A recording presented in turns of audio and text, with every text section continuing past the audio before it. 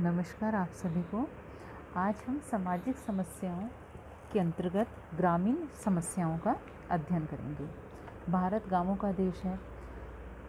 भारतीय जनसंख्या का 70% गांवों में निवास करता है और अधिकतर लोग कृषि आधारित व्यवसायों में ही कार्यरत हैं। तो हम देखते हैं कि प्राचीन भारतीय गांवों का जो उल्लेख हमें वेदों में या शास्त्रों में मिलता है वो आदर्श गणतंत्र और स्वावलंबी समाज के रूप में मिलता है। उस समय का ग्रामीण जीवन सुख और आनंद से परिपूर्ण था। ग्रामीण प्रकृति के अधिक निकट, सादा जीवन और उच्च विचार रखने वाले थे। किंतु अंग्रेज़ों के आने के बाद हमारे ग्रामों की दशा बिगड़ने लगी, लघु उद्योग बंद हुए, गांवों में अनेक समस्याएं पनपने लगीं, सामाजिक विघटन की स्थिति उत्पन्न हुई और अनेक समस्याओं ने जन्म लिया। जमींदारी प्रथा के कारण किसानों का शोषण हुआ, किसान गरीब और ऋण में डूबे। संयुक्त परिवार, जाति प्रथा, धर्म, ग्राम पंचायत आदि संस्थाओं का विघटन होने लगा। तो इन सब के कारण गांवों में अनेक समस्याओं को जन्म हुआ।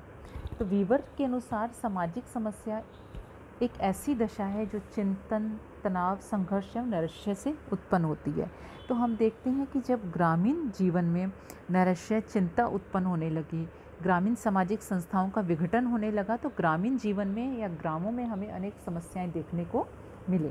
तो इन समस्याओं में हम देखें तो प्रथम जो प्रमुख हमारे भारतीय गाँवों में जो समस्या पाई जाती है वह ऋणग्रस्तता की समस्या।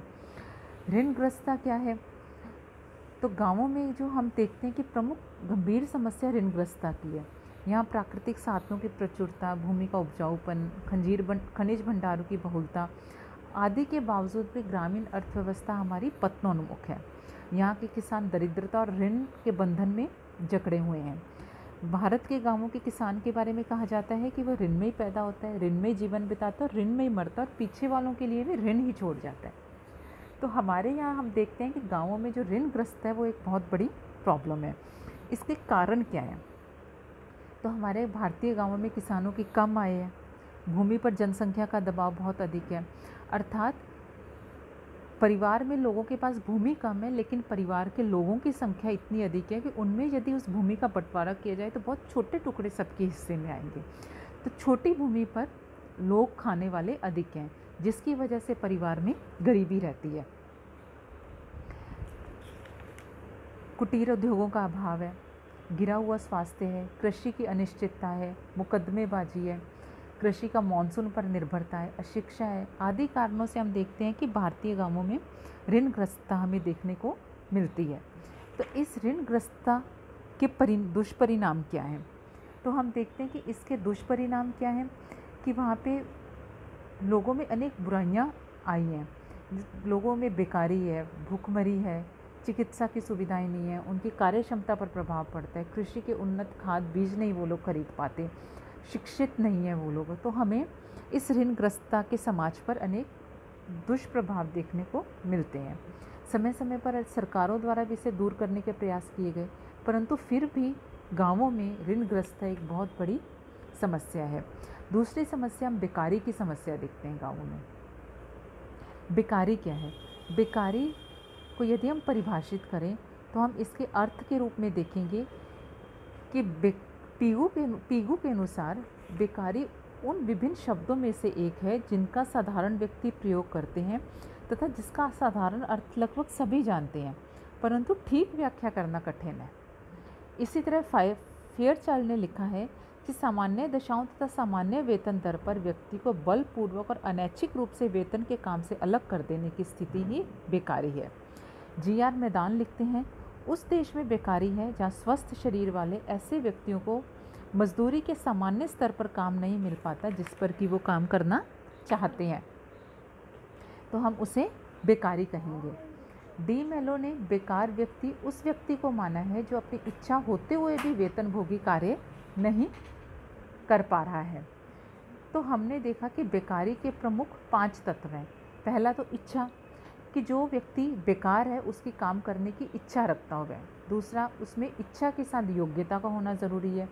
थर्ड, व्यक्ति में कार्य करने की इच्छा और योग्यता ही पर्याप्त नहीं है, वरन उसके द्वारा कार्य पाने के लिए प्रयत्न भी किया जाना आवश्यक है। फोर्थ, आर्थिक उद्देश्य, व्यक्ति द्वारा काम करने का उद्देश्य धन अर्जन होना चाहिए। 5वां, योग्यता के अनुसार पूर्ण कार्य, कि एक व्यक्ति को जिस कार्य एवं पद के लिए वह योग्य है से कम कार्य एवं पद प्राप्त है और इस आधार पर प्राप्त होने वाली आय भी कम है, तो हम उसे पूर्ण रोजगारी प्राप्त व्यक्ति ना कहकर आंशिक रोजगार प्राप्त व्यक्ति कहेंगे। जैसे एक डॉक्टर को कंपाउंडर तथा इंजीनियर को ओवरसीयर के पद पर काम करना पड़े और उसी के अनुरूप उन्हें वेतन मिले, तो इस स्थिति को हम आंशिक बेकारी की स्थिति ही कहेंगे। तो हम सरल शब्दों में यदि बेकारी को स्पष्ट करना चाहें या परिभाषित करना चाहें तो हम कहेंगे कि बेकारी वह दशा है जिसमें एक व्यक्ति को काम करने की इच्छा रखने एवं अर्थोपार्जन करने हेतु प्रयत्न करने पर भी पूर्ण रोजगार प्राप्त न हो।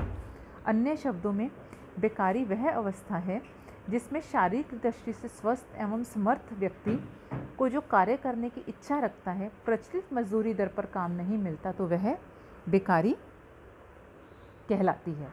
अब बेकारी के प्रकार मौसमी और आकस्मिक बेकारी है, प्रौद्योगिकी बेकारी है, अस्थायी बेकारी है, घर्षण बेकारी है, चक्रीय बेकारी है, अर्ध बेकारी है, ऐच्छिक बेकारी है, छिपी बेकारी है, शिक्षित बेकारी है और संरचनात्मक बेकारी है। बेकारी के कारणों पर यदि हम प्रकाश डालें तो हम देखेंगे कि बेकारी के व्यक्तिगत कारण है, अव्यक्तिगत कारण है, कृषि की पिछड़ी दशा, कृषि के मानसून पर निर्भरता, उद्योगों का केंद्रीकरण, औद्योगिकीकरण, कुटीर उद्योगों का पतन, दोषपूर्ण शिक्षा प्रणाली, मौसमी उतार चढ़ाव, पूंजी की कमी, सरकारी नीतियां आदि बेकारी के कारण हैं। यदि हम इसके दुष्प्रभावों की बात करें तो बेकारी के दुष्प्रभाव हैं व्यक्तिक विघटन एवं बेकारी, बेकारी एवं स्वास्थ्य, बेकारी एवं पारिवारिक विघटन, कि जो व्यक्ति बेकार है, अगर परिवार में बेकारी अधिक है तो उसका पारिवारिक विघटन होगा। सामाजिक विघटन को प्रोत्साहन देती है। बेकारी के आर्थिक प्रभाव है, बेकारी से नैतिक पतन होता है। इसके मनोवैज्ञानिक प्रभाव भी हैं। बेकारी को दूर करने के लिए अनेक उपाय भी किए गए हैं, सरकार द्वारा अनेक योजनाएं बनाई गई हैं, परंतु फिर भी बेकारी की समस्या हमारे गाँवों में मौजूद है। इसके अलावा हम गाँवों में गरीबी की समस्या को देखते हैं। गरीबी की समस्या को दूर करने के लिए सरकार के द्वारा समय समय पर अनेक कार्यक्रम भी चलाए जाते हैं। इसके अलावा मद्यपान की समस्या, अस्पृश्यता की समस्या है जो कि हमें गाँवों में देखने को मिलती है। इन सभी समस्याओं से हमारे ग्रामीण गांव ग्रस्त हैं। इनको दूर करने के लिए भी सरकार के द्वारा अनेक योजनाएं और प्रोत्साहन हेतु अनेक नीतियां चलाई जाती हैं ताकि गांवों से इन समस्याओं को दूर किया जा सके और हमारे गांवों को आर्थिक रूप से आत्मनिर्भर बनाया जा सके। धन्यवाद।